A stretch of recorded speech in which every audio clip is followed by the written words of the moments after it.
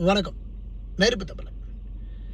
விஜய் 200 கோடி ரூபாய் சம்பளத்தை விட்டுட்டு வர்றாரு ஒரு திரைப்படத்திற்கு. அப்போ ஒரு ஆண்டிற்கு ஒரு 600லேருந்து ஒரு 1000 கோடி ரூபாய் வருமானத்தை விட்டுட்டு அரசியலுக்கு வர்றாரு.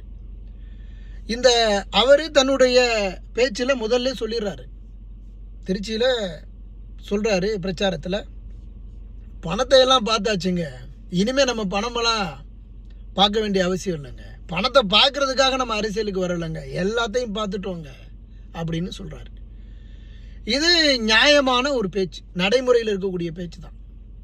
இவர் யாரையும் ஊரை ஏமாற்றி சம்பாதிக்கலை, ஊர் ஒலைய கொள்ளையடித்து சம்பாதிக்கலை, திரைப்படத்தில் நடித்து சம்பாதிச்சார். அந்த நடித்து சம்பாதிச்ச காசை விட்டுட்டு நான் அரசியலுக்கு வர்றேன், ஏதாவது நான் மக்களுக்கு சேவை செய்யணும் அப்படிங்கிற ஒரு நல்ல எண்ணத்தில் வர்றாரு.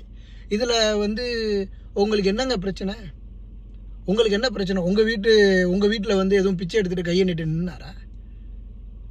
உனக்கு என்ன பிரச்சனை? அரசியலுக்கு விஜய் அரசியலுக்கு வர்றதுல உனக்கு என்ன பிரச்சனை? அவர் வர்றதுனால நீ என்ன செத்துருவியா, இல்லை உன் பொண்டாட்டி புள்ள தாலி எடுத்துருவாங்களா?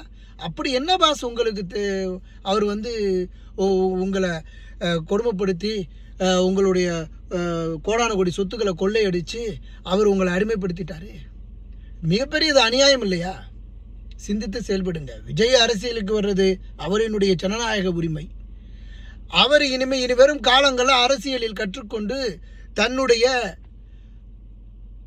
நல்ல எண்ணங்களை, மக்களுக்கு ஏதாவது செய்யணும் அப்படின்ற நல்ல எண்ணங்களை உருவாக்கி இந்த சமூகத்திற்கு ஏதாவது செய்ய முன் வரும்போது அதை நாங்கள் ஏன் தவிர்க்கிறோம்? அதை நாங்கள் ஏன் தவிர்க்கணும்? அதை நாங்கள் ஏன் தடுக்கணும்? இப்போ நான் என் வீட்டில் இருக்கிற காசெல்லாம் விஜய்கிட்ட கொடுத்து நீ கட்சியை ஆரம்பிச்சுன்னு வரேன்னு சொல்லலையே. ஆகவே விஜய் அரசியலுக்கு வருவது உத்தமம், மகிழ்ச்சி, அதையும் வரவேற்போம். விஜயினுடைய அரசியல் வருகையை ஆதரிப்போம். இதில் என்னங்க நமக்கு பிரச்சனை இருக்க போகுது? விஜய் அரசியலுக்கு வரட்டும், விஜய் மாதிரி எண்ணற்றோ அரசியலுக்கு வரட்டும், நல்லது செய்யணும், நல்லது செய்வோம் என்ற எண்ணங்களோடு வரட்டும், களத்துக்கு வரட்டும், வரவேற்போம். இதில் வைத்தறிச்சலில் நாம் பேச வேண்டிய அவசியம் இல்லை, நாம் அப்படியெல்லாம் சிந்திக்க வேண்டிய எண்ணமும் இல்லை. சிந்தித்து செயல்படுங்க. அரசியல் தேவை. பிறப்பும் அரசியல்தான், இறப்பும் அரசியல்தான், நடைமுறை வாழ்க்கையும் அரசியல்தான். ஆகவே அரசியல் என்பது தேவை. விஜயினுடைய அரசியல் தேவையும் மக்களுக்கு தேவை. அது சேவையாக அமையட்டும்.